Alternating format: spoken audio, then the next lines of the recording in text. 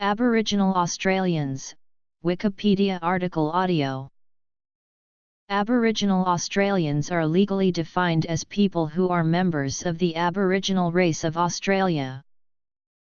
A new definition was proposed in the constitutional section of the Department of Aboriginal Affairs report on a review of the administration of the working definition of Aboriginal and Torres Strait Islanders. Legal and administrative definitions. Definitions from Aboriginal Australians.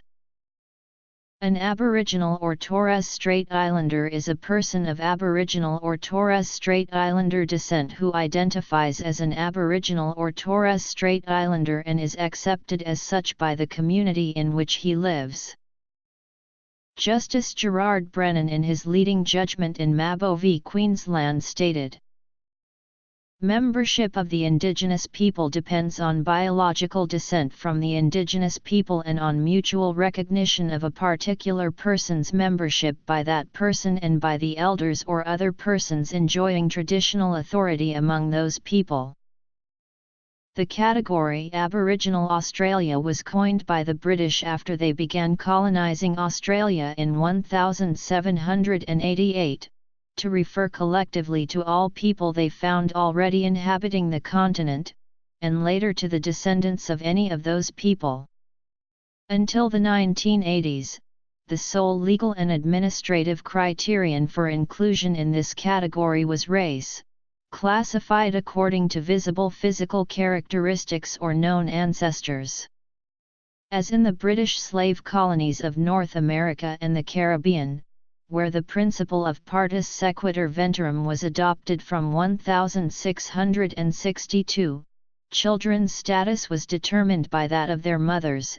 If born to Aboriginal mothers, children were considered Aboriginal, regardless of their paternity. In the era of colonial and post-colonial government, access to basic human rights depended upon your race. If you were a full-blooded Aboriginal native, any person apparently having an admixture of Aboriginal blood, a half-caste being the offspring of an Aboriginal mother and other than Aboriginal father, a quadroon, or had a strain of Aboriginal blood, you were forced to live on reserves or missions, work for rations, given minimal education, and needed governmental approval to marry, visit relatives or use electrical appliances. Definitions from academia. The Constitution of Australia, in its original form as of 1901, referred to Aboriginals twice, but without definition. Section 51 gave the Commonwealth Parliament a power to legislate with respect to the people of any race throughout the Commonwealth, except for people of the Aboriginal race. The purpose of this provision was to give the Commonwealth power to regulate non-white immigrant workers, who would follow work opportunities interstate. The only other reference, Section 127, provided that Aboriginal natives shall not be counted in reckoning the size of the population of the Commonwealth or any part of it. The purpose of Section 127 was to prevent the inclusion of Aboriginal people in Section 24 determinations of the distribution of House of Representatives seats amongst the states and territories. After these references were removed by the 1967 referendum, the Australian Constitution had no references to Aboriginals. Since that time, there have been a number of proposals to amend the Constitution to specifically mention Indigenous Australians. Origins. The change to Section 51 enabled the Commonwealth Parliament to enact laws specifically with respect to Aboriginal peoples as a race. In the Tasmanian Dam case of 1983, the High Court of Australia was asked to determine whether Commonwealth legislation, whose application could relate to Aboriginal people parts of the World Heritage Properties Conservation Act 1983, as well as related legislation, was supported by Section 51 in its new form. The case concerned an application of legislation that would preserve cultural heritage of Aboriginal Tasmanians. It was held that Aboriginal Australians and Torres Strait Islanders, together or separately, and any part of either, could be regarded as a race for this purpose. As to the criteria for identifying a person as a member of such a race, the definition by Justice Dean has become accepted as current law. Dean said, "It is unnecessary, for the purposes of the present case, to consider the meaning to be given to the phrase people of any race in S51. Plainly, the words have a wide and non-technical meaning. The phrase is, in my view, apposite to refer to all Australian Aboriginals collectively. Any doubt, which might otherwise exist in that regard, is removed by reference to the wording of PAR in its original form. The phrase is also apposite to refer to any identifiable racial subgroup among Australian Aboriginals. By Australian Aboriginal I mean, in accordance with what I understand to be the conventional meaning of that term, a person of Aboriginal descent, albeit mixed, who identifies himself as such and who is recognised by the Aboriginal community as an Aboriginal." While Dean's three-part definition reaches beyond the biological criterion to an individual's self-identification, it has been criticized as continuing to accept the biological criterion as primary. It has been found difficult to apply, both in each of its parts and as to the relations among the parts. Biological descent has been a fallback criterion. Health. Eve Fassell, a Gabby woman, wrote in the Aboriginal Law Bulletin describing how she and possibly other Aboriginal people preferred to be identified. Tobacco usage. The word Aborigine refers to an indigenous person of any country. If it is to be used to refer to us as a specific group of people, it should be spelt with a capital A, i.e., Aborigine. Alcohol usage. While the term Indigenous is being more commonly used by Australian government and non-government organisations to describe Aboriginal Australians, Loatgia O'Donoghue, commenting on the prospect of possible amendments to Australia's constitution, said, "I really can't tell you of a time when Indigenous became current, but I personally have an objection to it, and so do many other Aboriginal and Torres Strait Islander people. This has just really crept up on us, like thieves in the night. We are very happy with our involvement with Indigenous people around the world, on the international forum, because they're our brothers and sisters. But we do object to it being used here in Australia." Diet. O'Donoghue said that the term Indigenous robbed the traditional owners of Australia of an identity because some non-Aboriginal people now wanted to refer to themselves as Indigenous because they were born there. Dean of Indigenous Research and Education at Charles Darwin University, Professor Marianne Bin Salek, has lectured on the ways Aboriginal Australians have been categorised and labelled over time. Her lecture offered a new perspective on the terms urban, traditional, and of Indigenous descent as used to define and categorise Aboriginal Australians. Not only are these categories inappropriate, they serve to divide us. Government's insistence on categorising us with modern words like urban, traditional, and of Aboriginal descent are really only replacing old terms half-caste and full-blood based on our colouring. She called for a replacement of this terminology by that of Aborigine or Torres Strait Islander irrespective of hue. It could be argued that the indigenous tribes of Papua New Guinea and Western New Guinea are more closely related to the Aboriginal Australians than to any tribes found in Indonesia.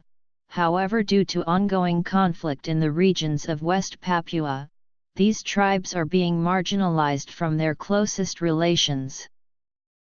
Scholars had disagreed whether their closest kin outside Australia were certain South Asian groups or African groups. The latter would imply a migration pattern in which their ancestors passed through South Asia to Australia without intermingling genetically with other populations along the way. Groups. In a 2011 genetic study by Rasmussen et al., researchers took a DNA sample from an early 20th century lock of an Aboriginal person's hair with low European admixture.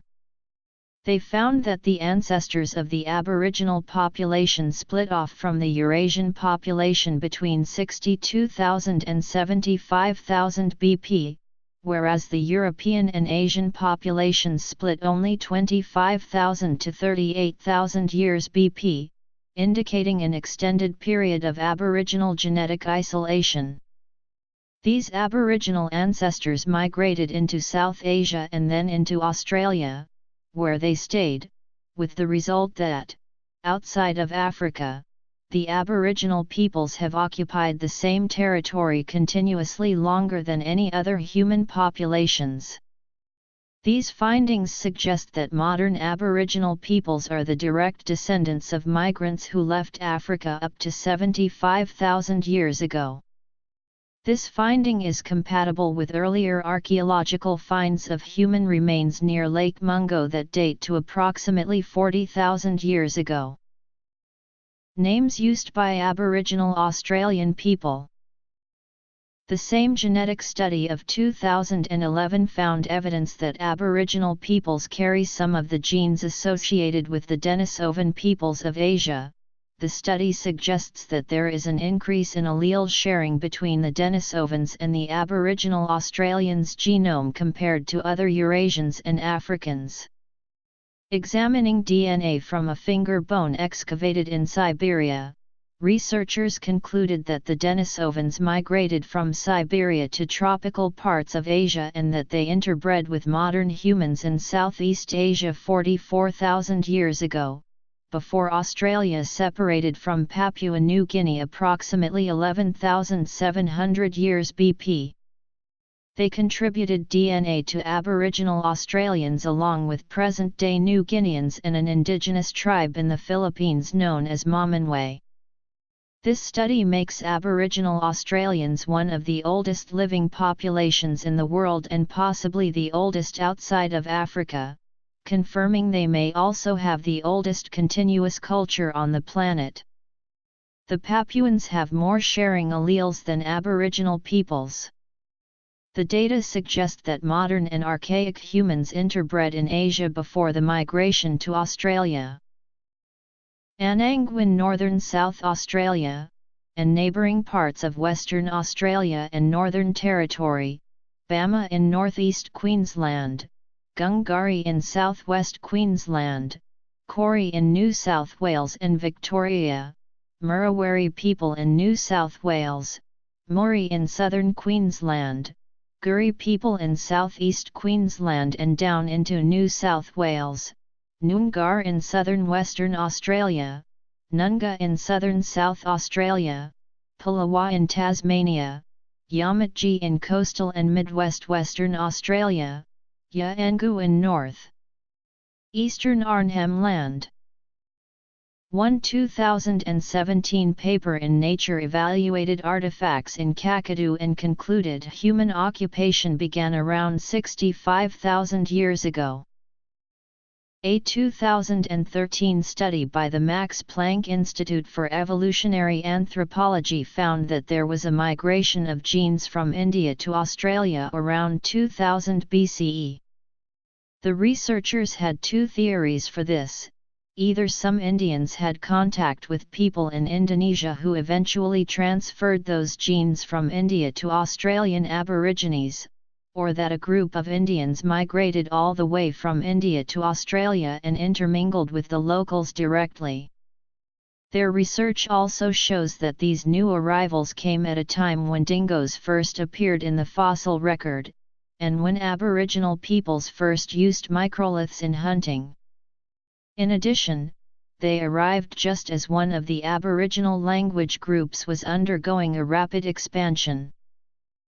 In a 2001 study, blood samples were collected from some Warlpiri members of the Northern Territory to study the genetic makeup of the Warlpiri tribe of Aboriginal Australians, who are not representative of all Aboriginal tribes in Australia.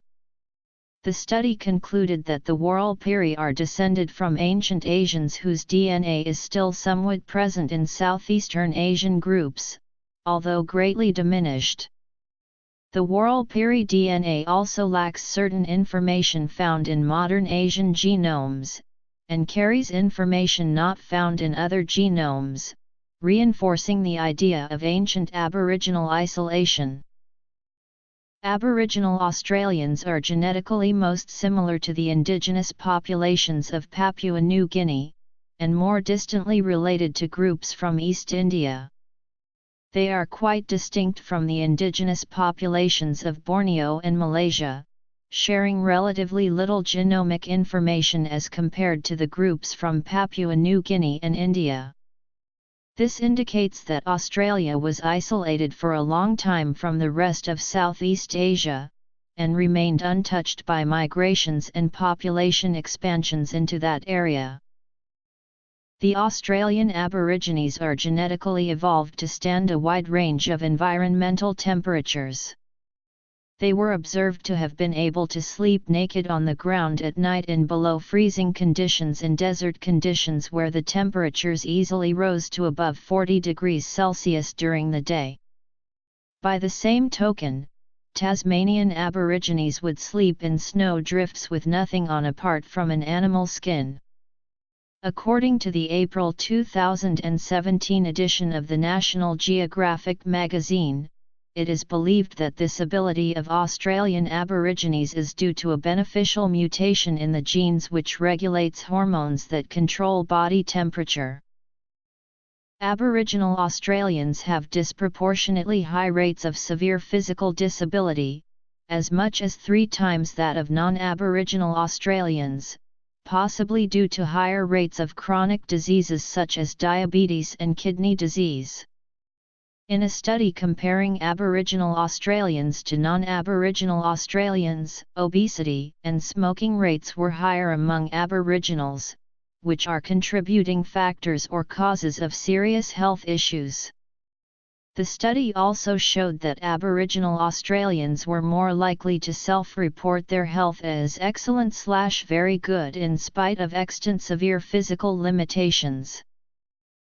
An article on January 20, 2017 in The Lancet describes the suicide rate among Aboriginal Australians as a catastrophic crisis.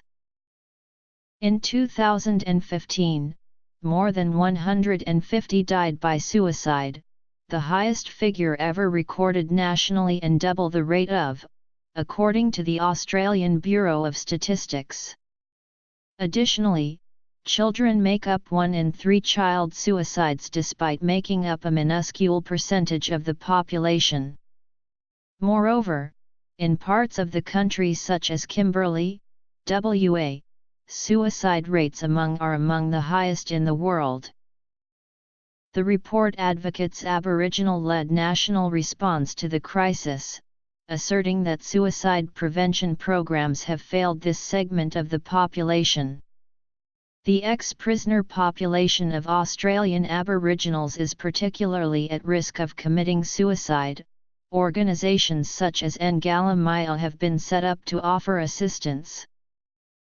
One study reports that Aboriginal Australians are significantly affected by infectious diseases, particularly in rural areas. These diseases include strongyloidiasis, hookworm caused by Ancylostoma duodenal, scabies, and streptococcal infections. Because poverty is also prevalent in Aboriginal populations, the need for medical assistance is even greater in many Aboriginal Australian communities. The researchers suggested the use of mass drug administration as a method of combating the diseases found commonly among Aboriginal peoples, while also highlighting the importance of sanitation, access to clean water, good food, integrated vector control and management, childhood immunizations, and personal and family hygiene. Another study examining the psychosocial functioning of high-risk exposed and low-risk exposed Aboriginal Australians aged 12–17 found that in high-risk youths, personal well-being was protected by a sense of solidarity and common low socio-economic status. However, in low-risk youths, perceptions of racism caused poor psychosocial functioning. The researchers suggested that factors such as racism, discrimination, and alienation contributed to physiological health risks in ethnic minority families. The study also mentioned the effect of poverty on Aboriginal populations, higher morbidity and mortality rates. Aboriginal Australians suffer from high rates of heart disease.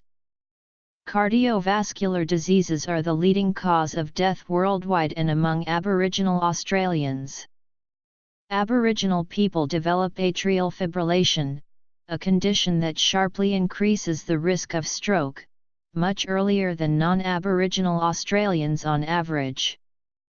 The life expectancy for Aboriginal Australians is 10 years lower than non-Aboriginal Australians. Technologies such as the wireless ambulatory ECG are being developed to screen at-risk individuals, particularly rural Australians, for atrial fibrillation. The incidence rate of cancer was lower in Aboriginal Australians than non-Aboriginal Australians in 2005–2009. However, some cancers, including lung cancer and liver cancer, were significantly more common in Aboriginal people. The overall mortality rate of Aboriginal Australians due to cancer was 1.3 times higher than non-Aboriginals in 2013. This may be because they are less likely to receive the necessary treatments in time, or because the cancers that they tend to develop are often more lethal than other cancers. According to the Australian Bureau of Statistics, a large number of Aboriginal Australians use tobacco, perhaps 41% of people aged 15 and up. This number has declined in recent years, but remains relatively high. The smoking rate is roughly equal for men and women across all age groups, but the smoking rate is much higher in rural than in urban areas. The prevalence of smoking exacerbates existing health problems such as cardiovascular diseases and cancer. The Australian government has encouraged its citizens, both Aboriginal and non-Aboriginal, to stop smoking or to not start. In the Northern Territory, per capita alcohol consumption for adults is 1.5 times the national average. Nearly half of Aboriginal adults in the Northern Territory reported alcohol usage. In addition to the inherent risks associated with alcohol use, its consumption also tends to increase domestic violence. Aboriginal people account for 60% of the facial fracture victims in the Northern Territory, though they only constitute approximately 30% of its population. Due to the complex nature of the alcohol and domestic violence issue in the Northern Territory, proposed solutions are contentious. However, there has recently been increased media attention to this problem. Modern Aboriginal Australians living in rural areas tend to have nutritionally poor diets, where higher food costs drive people to consume cheaper, lower quality foods. The average diet is high in refined carbohydrates and salt, and low in fruit and vegetables. There are several challenges in improving diets for Aboriginal Australians, such as shorter shelf lives of fresh foods, resistance to changing existing consumption habits, and disagreements on how to implement changes. Some suggest the use of taxes on unhealthy foods and beverages to discourage their consumption, but this approach is questionable. Providing subsidies for healthy foods has proven effective in other countries, but has yet to be proven useful for Aboriginal Australians specifically. Dispersing across the Australian continent over time, the ancient people expanded and differentiated into distinct groups, each with its own language and culture. More than 400 distinct Australian Aboriginal peoples have been identified, distinguished by names designating their ancestral languages, dialects, or distinctive speech patterns. Historically, these groups lived in three main cultural areas: the northern, southern, and central cultural areas. The northern and southern areas, having richer natural marine and woodland resources, were more densely populated than the central area.